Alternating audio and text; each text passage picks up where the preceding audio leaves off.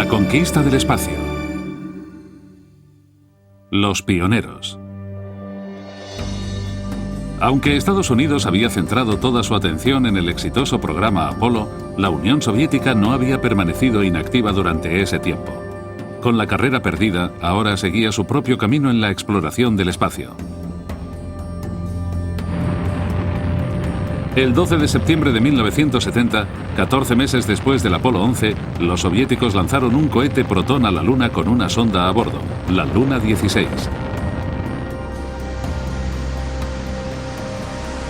8 días más tarde alunizó y comenzó a recolectar muestras del suelo y del núcleo.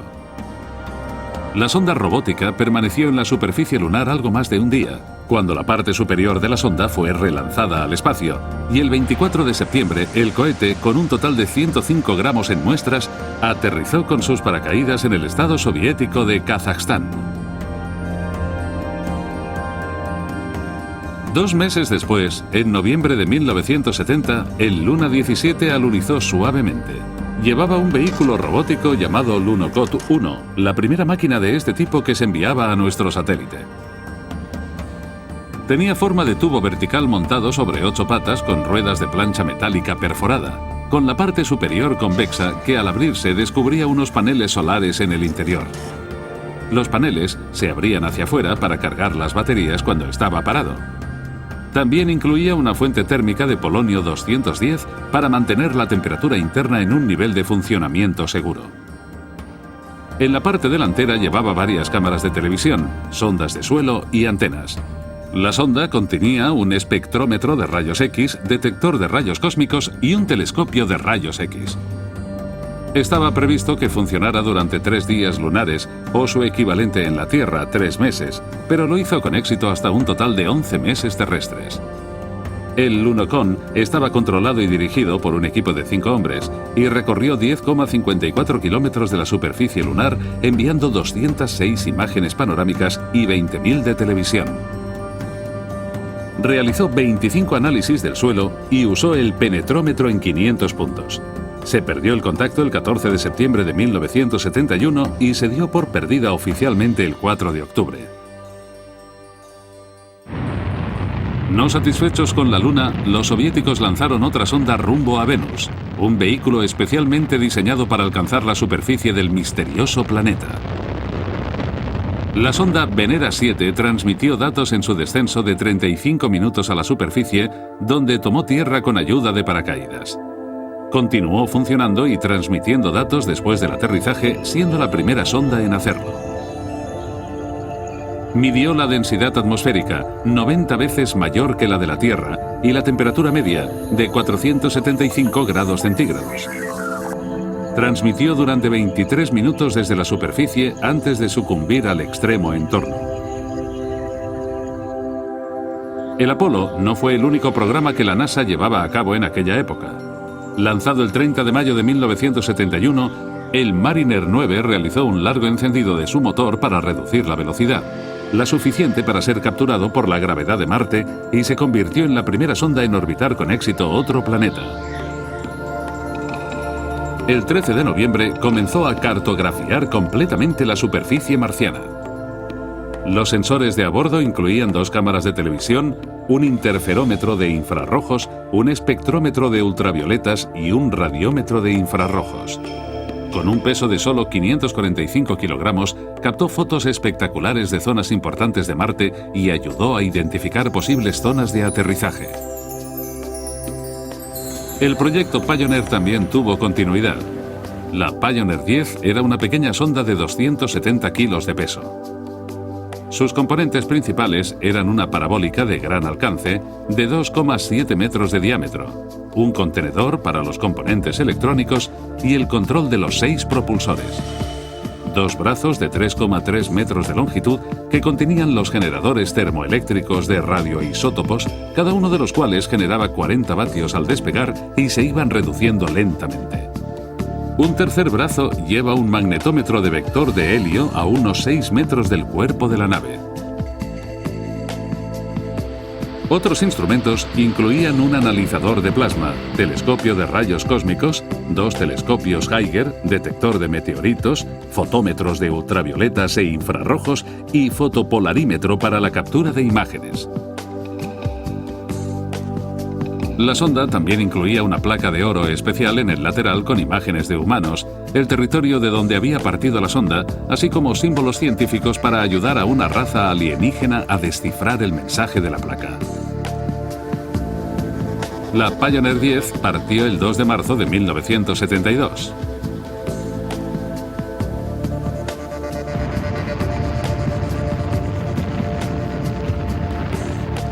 La misión era explorar Júpiter. Conseguir la velocidad necesaria, primero para escapar del campo gravitatorio terrestre y luego alejarse a través del sistema solar, requería luchar contra el campo gravitatorio solar.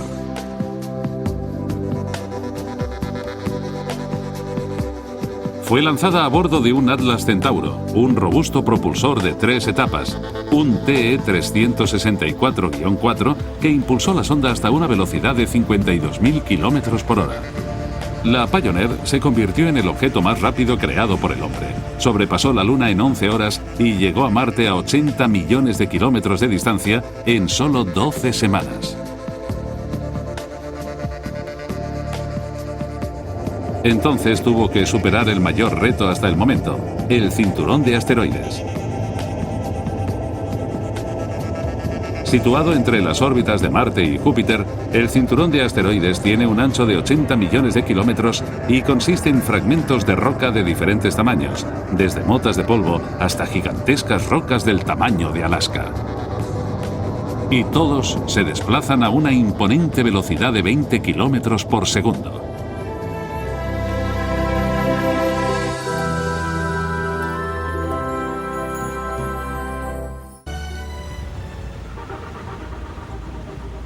En julio del año siguiente, la Pioneer 10 había alcanzado y atravesado el cinturón de asteroides. Pronto estuvo bajo la influencia del campo gravitatorio de Júpiter y empezó a acelerar hacia el gigantesco planeta.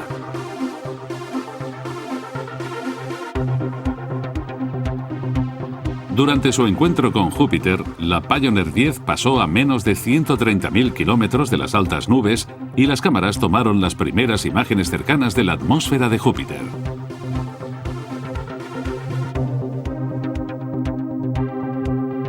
Los sensores de a bordo también empezaron a grabar, a estudiar el intenso campo magnético y las radiaciones del planeta, descubriendo que era de estructura predominantemente líquida. Después de pasar de largo el planeta, la Pioneer 10 había ganado velocidad. De hecho, la sonda viajaba ya a 132.000 km por hora. El efecto onda la impulsó hacia los confines del sistema solar.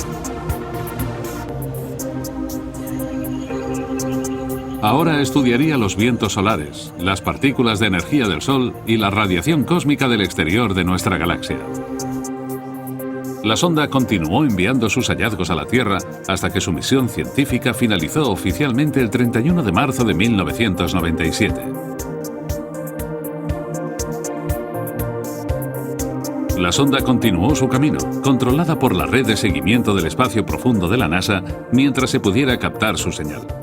Con el tiempo, su fuente de energía se fue degradando hasta el punto que la señal se hizo demasiado débil para captarla.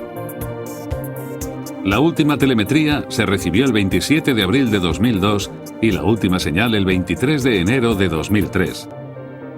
La sonda se hallaba a 12.000 millones de kilómetros de la Tierra. La Pioneer 10 era probablemente el primer objeto hecho por el hombre que salía del sistema solar, aunque hubo discrepancias sobre si atravesó la onda de choque de los límites del sistema solar antes que la última misión Voyager, que viajaba a mucha mayor velocidad. La Pioneer se dirige a la constelación de Taurus. La sonda alcanzará la vecindad de su estrella principal, Aldebarán, a 53 años luz, dentro de 1.700.000 años.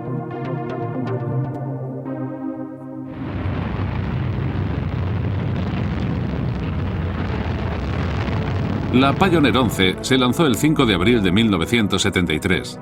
Aprovechando la posición de los planetas, esta sonda siguió a Júpiter a su gemela, la Pioneer 10, y luego fue catapultada a Saturno. Llevaba un paquete de sensores adicional, un magnetómetro de flujo y despegó a bordo de otro Atlas Centauro de 3 sólidas etapas. Después de atravesar el cinturón de asteroides, los propulsores adicionales de la Pioneer se encendieron para darle mayor velocidad. A una distancia de 43.000 kilómetros del manto de nubes de Júpiter, la Pioneer 11 tomó unas sorprendentes imágenes de la Mancha Roja y de las regiones polares. También tomó imágenes de Calixto, una de las lunas de Júpiter. El efecto onda de la gravedad aceleró la sonda a 175.000 kilómetros por hora.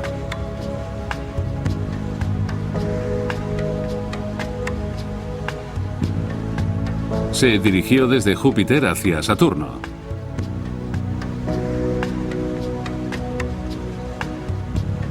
Pasando por la eclíptica del Sistema Solar, llegó a Saturno el 1 de septiembre de 1979 a unos 21.000 kilómetros del manto de nubes.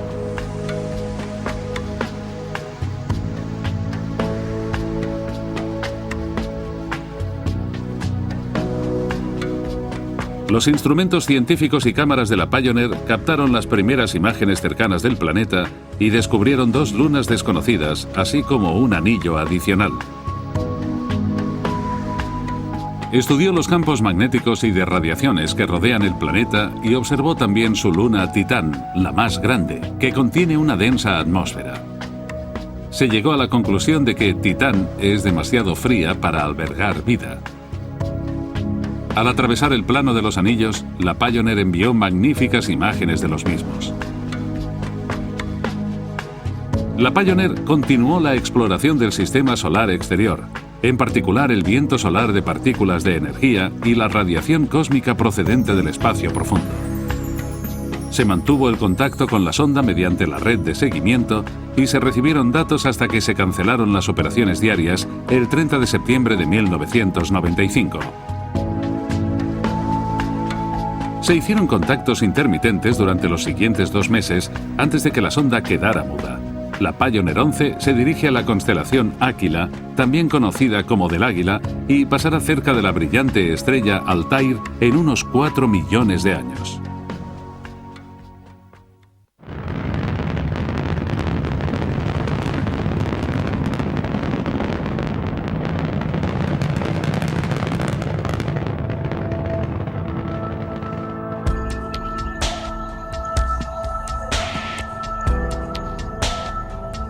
Norteamérica lanzó la Mariner 10 el 3 de noviembre de 1973. Siguió una trayectoria asistida por gravedad para llegar a Venus y luego a Mercurio.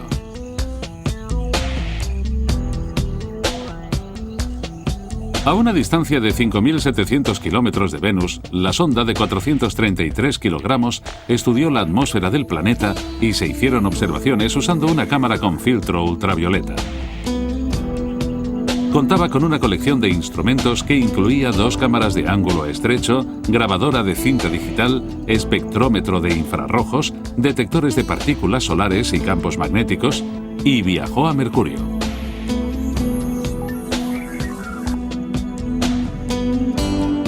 La sonda Mariner quedó finalmente atrapada en una órbita solar cerca de la de Mercurio y, como estaba planeado, dio 3 vueltas cercanas al planeta.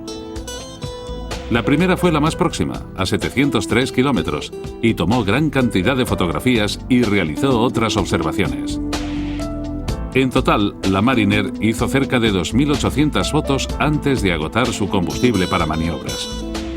También se descubrió que Mercurio tiene una tenue atmósfera compuesta por helio y un núcleo de hierro que genera un campo magnético.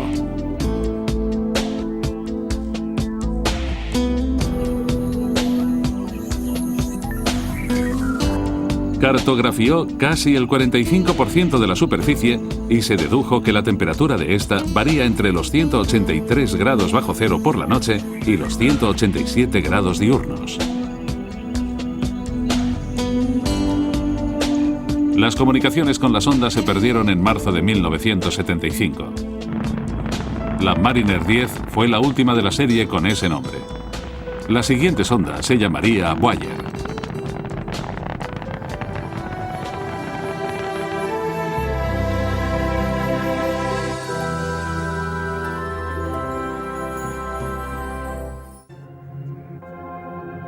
Aprovechando el éxito de sus misiones Mariner Mars, la NASA lanzó dos sondas llamadas Viking 1 y Viking 2. Cada una consistía de dos elementos. Uno, el orbitador, que liberaba en la órbita de Marte el segundo elemento, una sonda de aterrizaje que determinaría el mejor lugar para aterrizar, emitiría las señales de radio y, en tercer lugar, realizaría sus propias investigaciones en órbita. El segmento orbital era casi idéntico a la exitosa sonda Mariner, de forma octogonal con 4 paneles solares extendidos a unos 3 metros del eje. Unido a él estaba el módulo de aterrizaje Viking, encapsulado en un contenedor protegido contra el calor y los elementos biológicos, diseñado para proteger al módulo y al planeta de indeseados microbios terrestres. La Viking 1 alcanzó la órbita marciana el 19 de junio de 1976 y la Viking 2 el 7 de agosto, 2 meses después. Los módulos de descenso del tamaño de un coche bajaron y se posaron el 20 de julio y el 3 de septiembre respectivamente. La Viking 1 en una región llamada Crazy Planitia o Llano Dorado, en la sección oeste del planeta. La Viking 2 se posó en la llanura Utopía, a 200 kilómetros al oeste del cráter Mie. El módulo de aterrizaje era una plataforma irregular de 6 lados y 3 patas de aterrizaje con bases redondas. Los depósitos de combustible y fuentes de alimentación de radioisótopos estaban montados alrededor de la base de la plataforma. En la cúspide de esa base estaban las cámaras estereoscópicas y un complejo de sensores e instrumentación, incluyendo un laboratorio biológico pequeño y muy caro, diseñado para buscar signos de vida en las muestras de suelo marciano. Después de entrar en la atmósfera marciana y reducir la velocidad, los escudos fueron expulsados, se abrió el paracaídas y los cohetes montados en el módulo se encendieron para amortiguar el aterrizaje.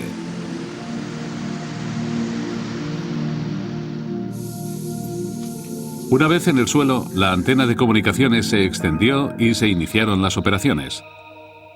Una pala ubicada en un lateral del vehículo excavó el suelo y recogió muestras que depositó en el microlaboratorio del interior de la sonda. Incluía un cromatógrafo de gases, un espectrómetro de masas y espectrómetros de fluorescencia de rayos X.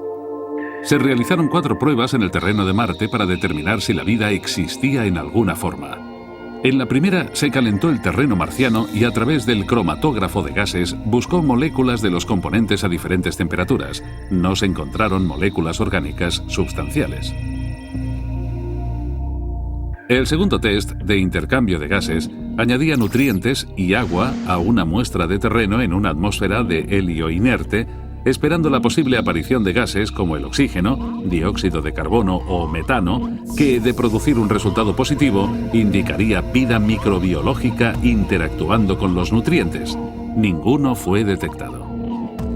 La tercera prueba, o de restos, implicaba la adición de radioisótopos a la muestra con nutrientes para ver si alguno era liberado en la atmósfera, lo que indicaría un intercambio químico de microbios.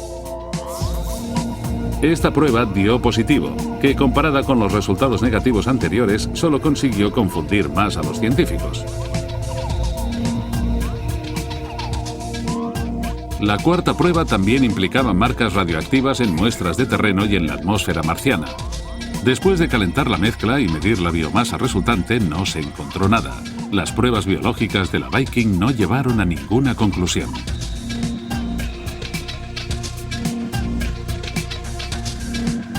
La sonda también estudió la meteorología marciana, la sismología y la atmósfera, así como el campo magnético de Marte o la falta de él. Parece que la dinamo interna de Marte dejó de funcionar hace milenios. Las Viking en órbita fueron las primeras en agotarse. La Viking 2 tuvo una fuga de combustible y se desconectó 2 años después. La Viking 1 se quedó sin combustible para maniobrar 4 años más tarde. En la superficie, la Viking 1 sobrevivió hasta noviembre de 1982, cuando, durante una actualización del software, el vehículo fue desconectado por un error humano. Las baterías de la Viking 2 se agotaron finalmente en abril de 1980 tras 3 años y 7 meses en funcionamiento. El coste total del programa Viking fue el equivalente a unos 950 millones de euros, un ejercicio no pilotado muy caro, pero que proporcionó muchos datos a los científicos y una base de conocimientos prácticos de Marte muy útiles en el siglo siguiente. Los futuros programas a Marte deberían ser baratos y basarse en sondas más pequeñas y eficientes. Los soviéticos empezaron a investigar y a planear estancias más prolongadas en el espacio. De hecho, estaban pensando en una presencia permanente en órbita. Lanzaron la primera estación espacial el 19 de abril de 1971. La Salyut 1 fue la primera de una serie de 9 estaciones espaciales compuestas por una unidad. Tenía 20 metros de larga y 4 de diámetro, con un espacio útil interior de algo menos de 100 metros cúbicos. Estacionado en una órbita terrestre baja, la primera tripulación fue enviada en la Soyuz 10, pero debido a un mecanismo de cierre defectuoso, no pudieron acceder a la estación Salyut. La segunda tripulación volvió a intentarlo con la Soyuz 11 el 6 de junio siguiente. La tripulación principal de la Soyuz 11 la formaban el veterano del espacio Alexei Leonov, el primer hombre en pasear por el espacio, junto a Valery Kubasov y Piotr Kolodin. 4 días antes del despegue, en un chequeo rutinario, se detectó que Kubasov había contraído tuberculosis, y la tripulación entera fue sustituida por la de reserva para la puesta en órbita. El comandante Georgi Dobrovolsky y los 2 ingenieros, Vladislav Volkov y Víctor Patsayev, consiguieron acceder a la estación y permanecieron 23 días, realizando numerosas investigaciones científicas y demostrando que se podía estar largo tiempo en el espacio. Desgraciadamente, en su regreso a la Tierra, la cápsula sufrió una despresurización total y fallecieron los 3 tripulantes, que fueron los primeros viajeros espaciales que morían en el espacio.